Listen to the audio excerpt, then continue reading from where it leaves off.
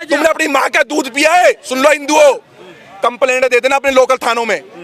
किसी भी मंदिर के आगे से इनके ताजे नहीं निकलने चाहिए। मौलाना अखिलेश यादव जी, मान लेते हैं कि यूपी में चुनाव है, झारखंड में कौन सा चुनाव था, असम में कौन सा चुनाव था, त्रिपुरा में कौन सा चुनाव था, हिमाचल में कौन सा चुनाव था, कर्नाटक के अंदर कौन सा वाली क्या बात है। लेकिन मैं एक बात जानकारी देना चाहूंगा, मौलाना अखिलेश यादव जी का शायद डाटा कमजोर है। इस सरकार में विकास दुबे का भी एनकाउंटर हुआ है, मुन्ना बजरंगी का भी एनकाउंटर हुआ है, मनोज ठाकुर का भी एनकाउंटर हुआ है, और यादव जी हमें नहीं समझ आ रहा भाई। मैं सीधी बात बोल रहा हूँ, गोली टांगों पे क्यों लगी भाई? सर पे क्यों नहीं लगी? छाती पे क्यों नहीं लगी? उस माँ के आंसुओं से पूछो ना, उस माँ का कलेजा फट रहा है।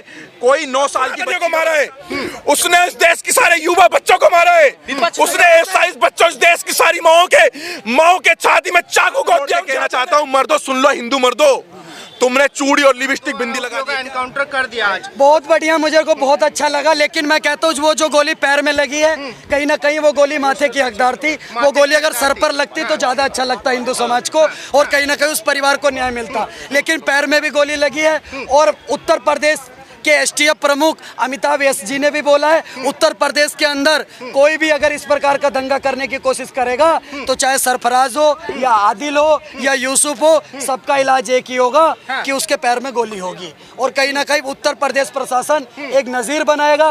माननीय मुख्यमंत्री योगी आदित्यनाथ जी ने बोला है, एनएसए के तहत, राष्ट्र विरोधी गतिविधियों के तहत उन पर कार्रवाई होनी चाहिए। आप एक बात बताइए, जहाँ इनके 50 मकान हो जाते हैं उस क्षेत्र को संवेदनशील घोषित कर दिया जाता है। ऐसे कैसे संवेदनशील घोषित हो जाएगा? क्या बहराइच भारत के अंदर नहीं आता है? उत्तर प्रदेश के अंदर ही बहराइच आता है। और एक कौम इस देश के अंदर सिर्फ और सिर्फ दंगा फसाद करने का काम कर रही है। वो कौम आप अच्छे से जानते हैं कौन सी है। आप बताइए, मौलाना अखिलेश यादव जी, मान लेते हैं कि यूपी में चुनाव है, झारखंड में कौन सा चुनाव था, असम में कौन सा चुनाव था, त्रिपुरा में कौन सा चुनाव था, हिमाचल में कौन सा चुनाव था, कर्नाटक के अंदर कौन सा चुनाव था। आप एक बात बताइए, देखिए, अगर एक ही मैं कह रहा हूँ कि सारे के सारे आरोपी, सारे के सारे आतंकी एक ही मजहब के होंगे तो उनका एनकाउंटर तो होगा, इसमें मजहब देखने वाली क्या बात है। लेकिन मैं एक बात जानकारी देना चाहूंगा, मौलाना अखिलेश यादव जी का शायद डाटा कमजोर है। इस सरकार में विकास दुबे का भी एनकाउंटर हुआ है, मुन्ना बजरंगी का भी एनकाउंटर हुआ है, मनोज ठाकुर का भी एनकाउंटर हुआ है, और यादव जी का भी एनकाउंटर कह रहे हैं कि योगी जी ना एक कौम को टारगेट कर रहे हैं, एक कौम को ज्यादा मार दे रहे हैं। देखिए, पत्थर वही कौम चलाती ना, वो कौम पत्थर का चलाना बंद कर दे, उनको टारगेट करना बंद कर दिया जाएगा। पत्थर आप चलाएंगे तो बुलडोजर मेरे घर पे क्यों चलेगा? पत्रकार महोदय, फोन आप चोरी करोगे तो मेरे घर पे पुलिस क्यों आएगी? आप बताइए, आपके अगर सर पे चोट है तो हाथ पे बैंडेज लगाते हैं क्या? नहीं लगाते ना। सर पे चोट है तो सर पे ही बैंडेज लगेगा। तो जो पत्थर चलाएगा बुलडोजर उसके घर पर चलेगा। जो 34 छर्रे एक निर्दोष में, एक व्यक्ति जिसको पैर पे गोली मारी गई, उसके लिए सारे 2 कौड़ी के नेता मातम मना रहे हैं जैसे इनका बेटे को गोली मार दी गई हो। लेकिन एक परिवार, एक माँ जिसने अपना बच्चा खो दिया, एक बहन जिसने अपना भाई खो दिया, एक बीबी जिसने अपने पति खो दिया, एक बाप जिसने अपना बेटा खो दिया, जिसका बच्चा चला गया, उस परिवार के लिए इनके दिलों में कोई संवेदनाएं नहीं है। वो परिवार इनके लिए कोई मायने नहीं रखता। ये सिर्फ और सिर्फ गोल टोपी, लंबी दाढ़ी, MY फैक्टर को लेके चलने वाले लोग हैं। 20% वोट बैंक को लेकर समाजवादी और कांग्रेस के नेता कह रहे हैं कि अगर ये सभी करना है तो कोर्ट कचहरी बंद कर दीजिए, अगर अपनी तानाशाही दिखानी। देखिए, मैं आपके चैनलों के माध्यम से उत्तर प्रदेश सरकार से पूछना चाहता हूँ, मुलायम सिंह जी की सरकार में 2012 में 891 एनकाउंटर हुए। आप कह दीजिए नहीं होने चाहिए थे। ये लोग फेक एनकाउंटर पर बात करेंगे।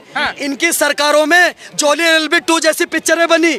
मुस्कुराइए, आप लखनऊ में हैं, जिसमें उत्तर प्रदेश हाई कोर्ट ने डिसीजन दिया कि आपके पुलिस वालों ने फेक एनकाउंटर करा है। आज बताइए, सुप्रीम कोर्ट या हाई कोर्ट एक भी डिसीजन आया उत्तर प्रदेश पुलिस के खिलाफ, दायर कीजिए ना याचिका। आज जाते हैं, आप मुंह की खानी पड़ती है आपको। इनकी सरकारों में, मौलाना अखिलेश यादव के पिताजी की सरकार में पिक्चरें बनती थी, वेब सीरीज बनती थी। मिर्जापुर वेब सीरीज आपने देखी होगी, पूर्वांचल में गुंडा राज, इनकी सरकारों की देन थी। आपने रक्तांचल वेब सीरीज देखी थी, किस प्रकार से यूपी में गुंडा राज मचा, ये इनकी सरकार की देन थी। आपने भोकाल वेब सीरीज देखी होगी, जिस प्रकार से मुजफ्फरनगर दंगा हुआ और कैसे हमारे देश के IPS अधिकारी नवीन सिखेरा जी ने उसको संभालने का काम करा योगी जी की सरकार में। ये तो गुंडों को पालने वाले लोग हैं। जब इनके आदमी, इनके गुंडे, इनके गुर्गे नवाजवादी पार्टी के लाल टोपी पहन के काले काले कारनामे करने वाले नेताओं के खिलाफ कार्रवाई होती है तो इनकी अम्मा बुआ सब मरने लग जाती है। लेकिन कुछ लोग यहाँ भी ये भी कह रहे हैं, जैसे समाजवादी पार्टी के नेता हैं, कांग्रेस के नेता कह रहे हैं कि भाई भले ही उन्होंने गोपाल मिश्रा का मर्डर कर दिया, आंख के बदले आंख का कोई सोल्यूशन थोड़ी होता है। देखिए, कांग्रेस पार्टी को आप इतना सीरियस मत लीजिए। यूपी में कांग्रेस पार्टी की 3 सीटें हैं, सीट आती है इनकी 3 और बोलेंगे 1-1 घंटा। आपको उत्तर प्रदेश की जनता खुद नहीं सुन रही है। 40 साल से बनवास दे रखा आपको यूपी के अंदर, 10 सीट से ज्यादा नहीं आ रही, 40 साल हो गए आप, लेकिन 1-1 घंटा के यूपी की जनता को ज्ञान देते हैं। आपकी सुनने वाली नहीं है। और ये मौलाना आदिल रशीदी जैसे बंदे जो कि हमारे देवी देवताओं और धर्म का मजाक बनाने का काम कर रहे हैं। हम कह रहे हैं ये हिंदू है, अब ये ना बटेगा ना कटेगा।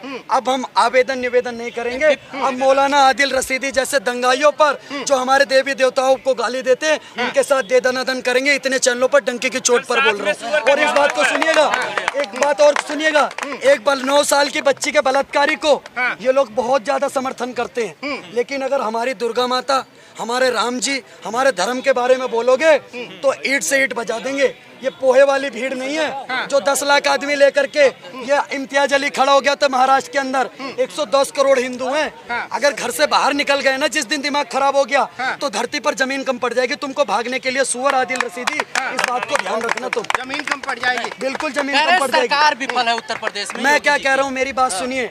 हम जब तक राम जी को मान रहे हैं, जय श्री राम के रास्ते पर हैं, हमें रहने दो। जिस दिन हम हर हर महादेव पर आ गए तो आदिल रशीदी जैसे मौलाना ये सऊदी, तुर्की और ईरान में नजर आएंगे। जैसे हसन नसरुल्लाह ठोक दिया गया ना, ऐसी कोई हिंदू आएगा और ठोक करके चला जाएगा। अरे मैं कहना चाहता हूँ, हिंदुओं सिर्फ और सिर्फ एक लॉरेंस बिश्नोई जैसा कट्टर हिंदू जागा है तो सारे के सारे ये बॉलीवुड वालों की फटी पड़ी है। और जिस दिन 110 करोड़ हिंदू सनातनी जाग गया तो ऐसे मौलाना भागते हुए नजर आएंगे। इस बात को ध्यान रखें। क्या लग रहा है विजय भाई, जिस तरीके से योगी जी ताबड़तोड़ एक्शन ले रहे हैं, 2 आरोपियों को एनकाउंटर में गिरा दिया आज, लेकिन कुछ लोग कह रहे हैं कि योगी जी बदले की भावना से काम कर रहे हैं, गलत कर रहे हैं। मेरी बात, पहली बात, योगी जी क्या कर रहे हैं हमें नहीं समझ आ रहा भाई।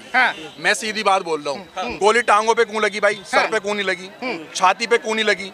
उस माँ के आंसुओं से पूछो ना। उस माँ का कलेजा फट रहा है। कोई 9 साल की बच्ची का बलात्कार कर रहा है, कोई 4 साल की बच्ची का बलात्कार कर रहा है, कोई बच्चों के 35 टुकड़े कर रहा है, कोई 3-3 बच्चों के मदरसे छापिए, बलात्कार करने के बाद जिंदा यूपी के अंदर लटका दे रहे की करके पेड़ पे, कोई सुमित गुर्जर को मार रहा है, कोई मेवात में मार रहा है। ये रही भाई फोटो, ये रही।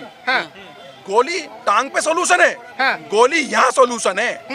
अब उस कुत्ते जिहादी को योगी आदित्यनाथ जी की जो पार्टी है, जो सरकार है, जो माबर, वो हमारे हिंदुओं के टैक्स से उसको सिक्योरिटी दिलवाएगी, उसको जेलों में खाना खिलवाएगी, उसके जेल के खाने में जहर डाल करके खिला करके मारो उसको।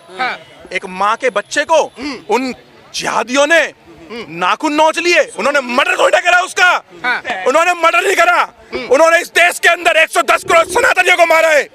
उसने इस देश की सारे युवा बच्चों को मारा है। उसने 27 बच्चों, इस देश की सारी माओ के छाती में चाकू गोद दिया उन जिहादियों ने। कैसे जिंदा है वो, कैसे जीवित है? मैं हाथ जोड़ के कहना चाहता हूँ, मर्दो सुन लो, हिंदू मर्दो, तुमने चूड़ी और लिपस्टिक बिंदी लगा ली है क्या? आज माओ का कलेजा फटे जा रहा है। आज माए बाहर निकलने के तैयार है। जो घर में सब्जी काटने वाले नाई से ना, नाइफ चाकू, वो माँ यूं कह रही है, एक माँ कह रही है कि मेरे दरवाजे पे कोई आ गया तो सब्जी काटने वाले से उसके इतने टुकड़े करूंगी, इतने टुकड़े करूंगी। कि भारत में जिहादी जो मदरसों में ट्रेनिंग ले रहे, इनकी अकल इस भारत में इनकी ठीक करेंगे और अपने गली के कुत्तों को खिलाएंगे, इन्हें भागने भी नहीं देंगे। अखिलेश यादव कहते हैं कि जब संवेदनशील क्षेत्र था वहाँ पर प्रशासन को क्यों नहीं पहले तो अपनी ऐसी तैसी करवाने के लिए अखिलेश यादव, तू अपनी ऐसी तैसी के लिए, वो मुल्ला यादव तू जो है, तू अपनी ऐसी तैसी करवाने के लिए मुख्यमंत्री बन रहा है।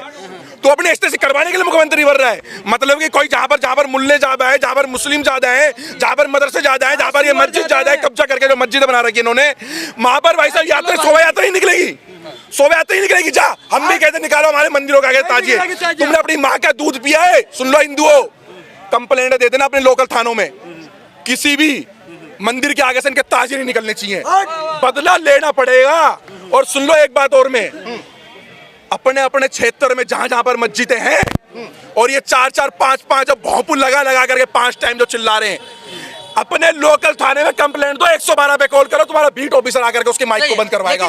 सुप्रीम कोर्ट की गाइडलाइन के ये धज्जियां उड़ा रहे हैं बेमतलब है। उस अजान को कोई सुन करके राजी नहीं है, हिंदू सुनता ही नहीं है उसको, हिंदू को पता ही नहीं बोल क्या रहे ये लोग, क्यों हमारे कान फाड़ रहे हो।